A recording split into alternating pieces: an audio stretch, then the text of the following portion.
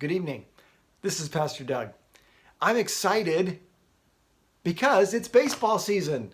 It is spring training, and I've got my Mets jersey on because I'm excited because as of this moment, the Mets are no farther behind than any other team. Everybody's in first place, in a sense.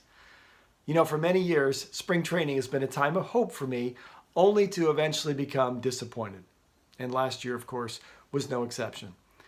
Putting our trust in a baseball team, even though it seems hopeful for the moment, ultimately doesn't really go too far. Even if they win one year, the chances of winning the next are slim to none.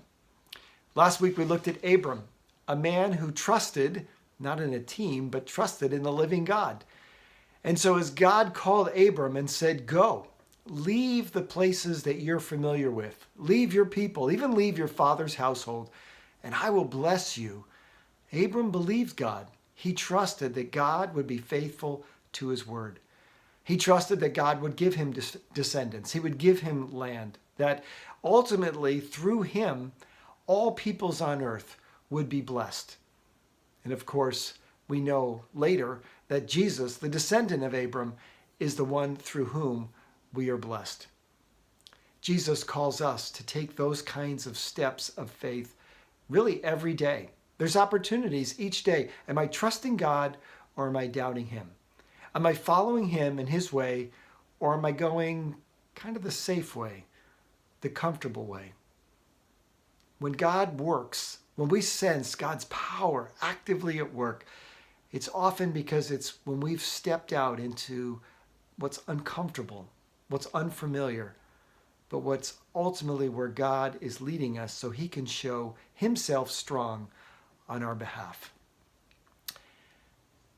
Good news, we've set our date for the groundbreaking.